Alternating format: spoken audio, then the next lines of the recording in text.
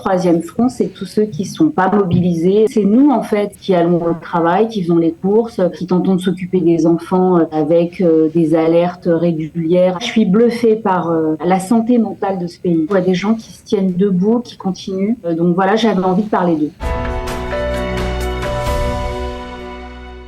Virginie Gage, qui est humoriste, qui a été très longtemps journaliste, qui écrit depuis de nombreuses années et qui va nous parler du troisième front. Virginie, bonjour et bienvenue. Bonjour Cathy. Alors Virginie, vous écrivez depuis des années, tout le monde le sait, avec beaucoup de talent, et vous avez décidé dans un de vos billets que vous postez quasiment tous les jours de parler du troisième front, ce troisième front dont personne ne parle. Est-ce que vous pouvez nous en dire un peu plus? De quoi s'agit-il exactement? D'abord, les premières personnes à qui j'avais envie de rendre hommage, c'était les familles très directes des soldats. Les mères des soldats, les sœurs des soldats qui sont mobilisés, leurs épouses, leurs enfants.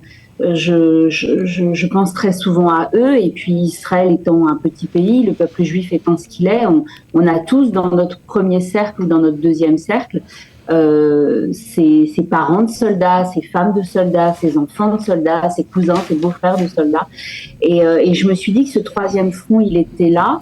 Et puis finalement, le troisième front, c'est tous ceux qui sont pas mobilisés, ni dans le nord, ni dans le sud, et qui sont pas mobilisés sous les drapeaux en uniforme. C'est nous, en fait, c'est les gens qui continuons à tenter de continuer de vivre, qui allons au travail, qui faisons les courses, qui tentons de s'occuper des enfants avec des alertes régulières. Alors la ville passe en jaune, la ville passe en vert, demain il y a école, demain il n'y a pas école, enfin...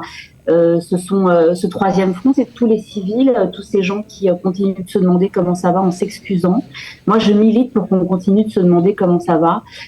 Et ce sont surtout, ce troisième front, c'est tous les Israéliens qui savent qu'il y a pire qu'eux, qu'il y a des gens qui attendent leur famille otage à Gaza, qu'il y a des gens qui sont en deuil.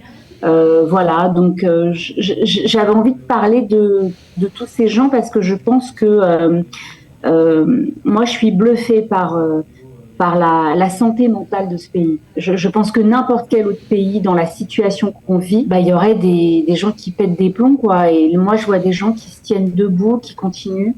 Donc voilà, j'avais envie de parler d'eux. Alors on pense aussi bien sûr à ces mères de famille qui sont très nombreuses, aux copines, à tout le monde, à quelqu'un de mobilisé. C'est pour ça que votre post a été extrêmement touchant, parce qu'il faut continuer à vivre le quotidien. Voilà, comme vous le dites, il faut faire les machines, il faut faire à manger, il faut préparer les sandwichs, il faut s'inquiéter de s'il y a école ou pas école, qu'est-ce qu'on fait avec le reste de la famille, il faut continuer de sourire. Oui, bien sûr, et puis il faut continuer à se poser des questions qu'on se posait avant. Voilà, moi j'ai des copines qui m'ont dit qu'est-ce que je fais? Est-ce que je fais l'anniversaire du petit? On avait prévu de faire ça. Est-ce que les enfants vont venir? Est-ce que les parents vont venir? Et s'il y a une Azaka juste avant? Moi j'habite Natania, on est relativement épargné par les Azakot depuis le 7 octobre. Mais voilà, je suis allée hier à Tel Aviv. J'ai été au Chouk, qui est quand même un endroit où il y a beaucoup de monde, qui est quand même toujours très bruyant. J'avais besoin d'un espèce de shot de vie comme ça. J'ai vu une ville complètement... endormie. On m'a dit que jeudi, vendredi dernier, il y avait du monde, ça bougeait. Et là, hier, vraiment, j'ai traversé le Chouk comme ça, toute seule, sans que personne ne me marche sur les pieds, sans qu'aucun vendeur ne me dise qu'il fallait que j'achète les 3 t-shirts à 100. Et que, comme c'était moi, il allait me les faire à 80. C'est une ambiance très, très, très étrange. Donc oui, je pense à toutes ces femmes. On a souvent eu la discussion avec mes amis au travail ou ailleurs. Quand est-ce qu'ils vont rentrer dans Gaza? On s'est un peu impatienté. C'est vrai qu'on n'a pas compris et tout. Et je pense à ces mères qui se posent la question, mais de façon tellement différente. Ces mères de soldats, ces femmes de soldats. Je connais énormément de filles qui sont mariées à des soldats qui sont mobilisés, qui sont seules avec 2 petits-enfants de quelques mois. Je me dis, mais quel mérite elles ont, vraiment, elles ont toute mon admiration. Voilà, je crois qu'elles ont toute l'admiration de tout le pays. C'est vraiment, mais bien sûr, c'est vraiment des héroïnes, franchement, on peut le dire, parce que parfois elles assument aussi. Bien sûr, c'est des héroïnes du quotidien, bien sûr. bien sûr. Alors justement, puisqu'on parlait de cette admiration que vous portez au peuple israélien, vous qui avez fait votre alia, qui avez une vie parisienne très riche, qui était extrêmement bien dans vos baskets et dans votre vie, quel effet la guerre a eu sur votre identité israélienne, franco-israélienne? Alors, je vais vous raconter une anecdote parce que, bon, Cathy, on s'est un peu parlé hier sans préparer l'interview, mais c'est vrai que j'ai dit dans un de mes billets que j'avais l'impression que cette guerre m'avait un peu scotché à Israël. Moi, j'ai découvert Israël quand j'avais 4 ans. Je suis venue avec mes grands-parents, les parents de mon père. On est venu ici à Natania, ville où j'habite. Et ma grand-mère a fait un truc en descendant de l'avion. À l'époque, vous savez, on descendait des avions, on descendait sur le tarmac. Et elle s'est baissée, elle a embrassé le tarmac. Et mon grand-père était hyper gêné, genre, qu'est-ce que tu fais, lève-toi, etc. Et cette image m'a marquée. Et en fait, je me suis rendu compte depuis 10 ans qu'il fallait en fait que j'embrasse Israël, mais que je l'embrasse comme elle l'avait embrassé, c'est-à-dire, j'ai pas grandi dans une famille sioniste, je crois. Donc c'est vrai que mon alia, elle est complexe. Je suis très souvent à dire que la greffe, elle est compliquée. Mais c'est vrai que ce qui s'est passé le 7 octobre, m'a définitivement et littéralement vraiment scratché à ce pays. C'est comme un scratch qu'on pose et qui finalement trouve pour la première fois sa place. Ce qui se passe évidemment dans le reste du monde m'aide à cela. Depuis ce matin, comme tout le monde, je sais où se trouve le Daghestan. Je ne savais même pas hier que ça existait. Je pense que cette guerre a opéré sur moi quelque chose d'assez... un phénomène que j'ai vraiment du mal à comprendre. Vraiment, je pense qu'elle a vraiment assis mon identité israélienne. Voilà. Alors c'est assez fort. Je pense que la France, pour la première fois, est reléguée vraiment au second plan. D'ailleurs, j'ai beaucoup de mal depuis le 7 octobre avec cette identité franco-israélienne. Qu'est-ce que ça veut dire d'être franco-israélien, à part de galérer en hébreu, ça ne veut pas dire grand-chose. Mais oui, je me sens vraiment pleinement israélienne depuis le 7. Je vibre vraiment pour ce pays depuis le 7. Ça a changé. Je m'en veux d'ailleurs. Vous en voulez? Je m'en veux parce que... Oui, bien sûr, je m'en veux parce que je me dis que c'est dommage, c'est du temps perdu, mais je crois que c'est tellement juif aussi, sans doute. Je pense que c'est peut-être par le drame que ça s'est fait pour moi. Ça s'est pas fait comme ça pour mes filles parce qu'elles habitent là depuis 10 ans et qu'elles sont arrivées, elles avaient 5 ans et 5 mois. Mais voilà, mes sœurs ont eu la gentillesse de me dire que si j'avais besoin de souffler un peu, c'était vers le 10-12 octobre, je pouvais venir. En France. M'envoyer des billets, en France, ouais. En France. Et ma fille, elle m'a dit, Maké, chérie, mamie, genre, qu'est-ce que tu racontes, quoi? Mais vraiment, pour elle, c'est tellement lunaire, cette réaction, que je me dis, elle a tellement raison. Elle a tellement raison. On quitte pas le bateau. Israël n'a pas besoin de moi, mais Israël, c'est moi. Aujourd'hui, ma place, elle est là. Donc, il y a pas de raison. En tout cas, pour moi, je le dis, je juge personne, pour moi, il n'y a pas de raison de partir et d'attendre que ça passe, parce que je pense que ça va être long, que ça passera dans longtemps, peut-être que ça passera pas, peut-être que ça va durer des mois, mais vraiment ça m'a vraiment ancré ici. Les mots me manquent pour vous dire combien ça m'a ancré. Virginie, vous avez évoqué, sans vraiment le nommer, les réactions internationales. Alors bien sûr, vous avez, j'imagine, de nombreux anciens collègues qui vous ont peut-être contacté, dont vous lisez sûrement les articles. Qu'est-ce que ça vous fait vu d'ici, de voir ces réactions-là? C'est étrange, Cathy, parce que journaliste, c'est un des rares métiers que si vous ne pratiquez pas, vous l'êtes encore un peu, en fait. Donc c'est très étrange. Je partage une colère vraiment très sourde avec mes amis journalistes qui sont partout dans le monde, qui ont vécu ici. On s'est rencontrés là, on a travaillé ici. Aujourd'hui, ils sont un peu ailleurs, à New York, à Madrid, à Paris.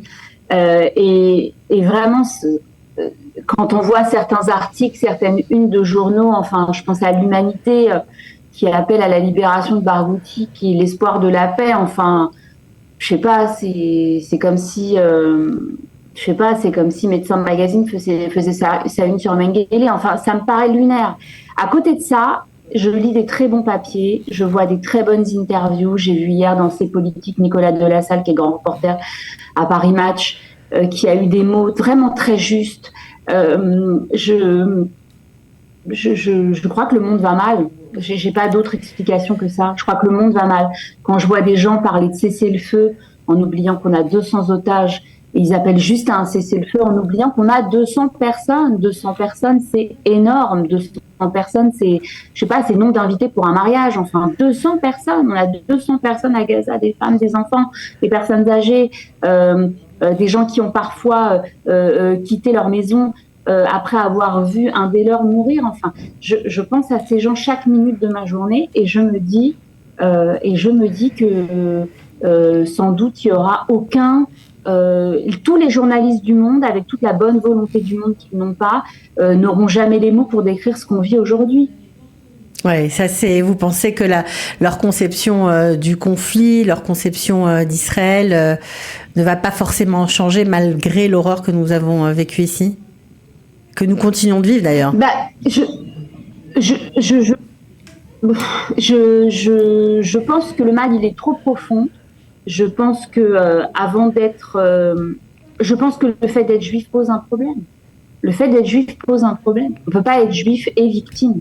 Enfin, hier je regardais une émission et il y a Nicolas Delassalle que j'ai découvert, que je ne connais pas, grand reporter à Paris Match, qui disait sur cette histoire d'hôpital bombardé, 500 morts d'un coup comme ça en une dépêche, ça n'est pas possible. Ça n'est pas possible, on le sait. D'ailleurs, il expliquait que le 7 octobre, le jour des attentats, pour ceux qui ne sont pas observants et qui ont allumé la télé, on a bien vu que le bilan israélien, c'était pas 1400 morts samedi à 10h. Bien sûr. On a eu un bilan qui est graduel, comme ça progressivement parce qu'on s'est rendu compte de l'étendue de la catastrophe.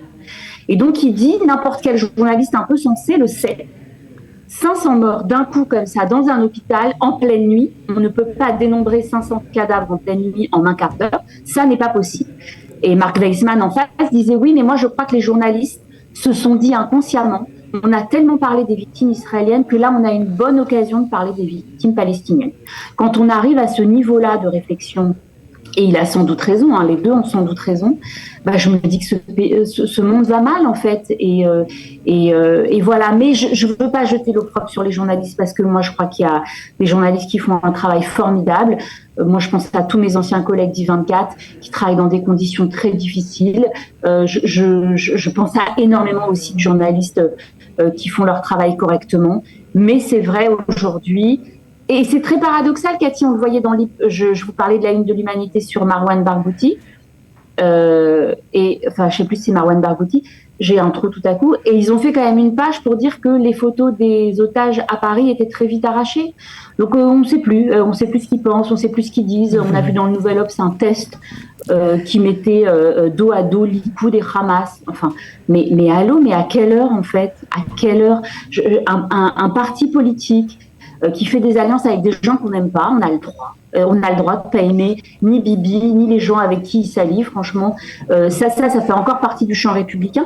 Mais mettre dos à dos Likoud et Hamas, enfin, je sais pas, j'ai l'impression qu'il y a quelque chose qui tourne pas rond et la vague, elle est tellement importante que finalement, c'est difficile de répondre. Moi, j'ai quitté Twitter il y a 5 ans pour ma santé mentale. Je n'y suis pas revenue là, mais je sais qu'il y a des gens qui se battent continuellement sur Twitter. Je pense à Julien Baloul. Je ne sais pas comment ces gens font parce que le flot de haine antisémite et anti-israélienne est tellement fort. Et on n'a pas terminé. C'est compliqué. Ouais, c'est très compliqué. On n'a pas terminé, mais en tout cas. Non, c'est très compliqué de l'endiguer. Et j'ai l'impression que c'est un peu comme vider la mer avec une petite cuillère. Donc, good luck, bonne chance à ce Beatzlacha, à ceux qui se donnent pour tafkid de faire ça. Je ne sais pas comment ils font. Bon, en tout cas, nous, on était contents de vous entendre. On espère que vous allez continuer d'écrire parce que vos mots apaisent, font sourire. On a besoin de sourire en ce moment. Cathy. Voilà. Merci pour votre humour. Et puis, on est ravis de savoir que la colle a bien pris et que aujourd'hui, vous êtes fiers d'être. Je sais que ça vous inquiétait à titre israélienne. Oui, ça nous inquiétait beaucoup. Voilà. Merci beaucoup, Virginie. À très bientôt.